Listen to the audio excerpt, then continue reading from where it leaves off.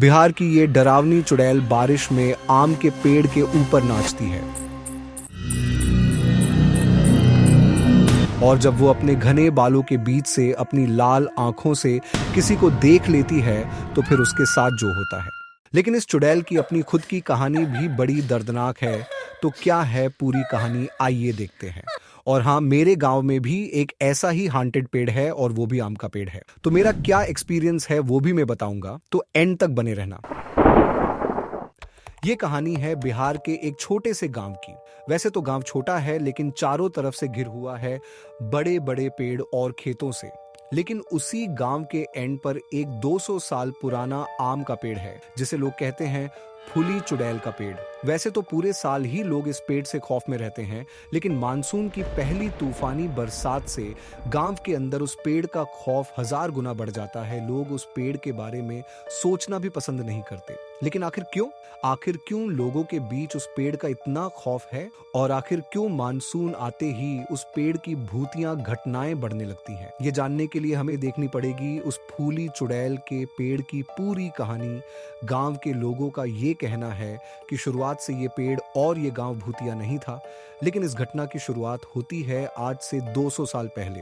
ये टाइम था जब देश में अंग्रेजों और राजाओं का राज था, लेकिन इस गांव में कोई राजा नहीं बल्कि एक बड़े जमींदार का राज था। राज तो क्या, वो खुद अंग्रेजी सरकार के अंडर काम करता था। लेकिन इस गांव की एक लड़की फूली और उस जमींदार के लड़के का आपस में प्यार का चक्कर चल रहा था। लेकिन उस लड़के ने फूली को बहला फुसलाकर उसके साथ गलत काम किया, जिस वजह से फूली प्रेग्नेंट हो गई।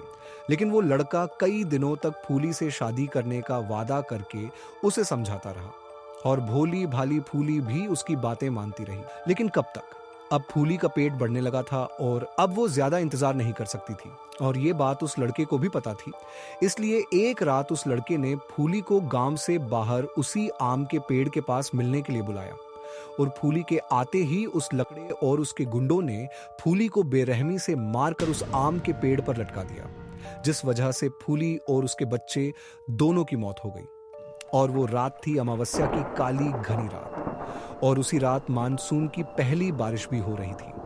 कई दिनों तक ढूंढने के बाद जब गांव वाले उस आम के पेड़ तक पहुंचे तो उन्हें वहां फूली की लाश मिली। गांव के लोगों ने इसे आत्महत्या समझकर फूली का अंतिम संस्कार कर दिया। उसके बाद गांव फिर से उसी निर्मल जीवन में आने लगा। लेकिन अगले मानसून के आते ही उस आम के पेड़ के पास अजीब अजीब घटना होने लगी। जोर जोर से रोने की आवाजें आना, कभी हंसने की तो कभी गाने की आवाजें आना।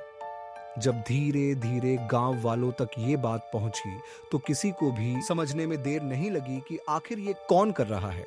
उसके बाद से जो भी मानसून की तूफानी रातों में उस पेड़ के पास से गुजरता तो वो कभी वापस नहीं मिलता। या तो लोग गायब हो जाते या पागल। जो पागल हो जाते वो बस एक ही बात की रट लगाते, गलती हमारी है, उसकी लाल आंख है, वो रोती है, वो हंसती है। इन सब घटनाओं के बढ़ते ही जमींदार के परिवार के एक बूढ़े आदमी ने इस घटना की सच्चाई पूरे गांव वालों को बता दी। लेकिन अब कुछ नहीं हो सकता था, इसलिए लोगों ने उस आम के पेड़ को नाम दे दिया फूली का पेड़, और उस पेड़ से सब दूर जाकर बसने लगे। आज भी वो पेड़ वैसा ही है, बहुत बड़ा और घना, और आज भी लोग उस पेड़ के पास जाने से डरते हैं। उसके बाद कई कहानियां सामने आईं, जैसे कुछ लोगों का दावा था कि उन्होंने फूली को अपनी आंखों से देखा है। किसी ने फूली को उस आम के पेड़ के ऊपर नाचते हुए देखा तो किसी ने फूली को रोते हंसते हुए देखा।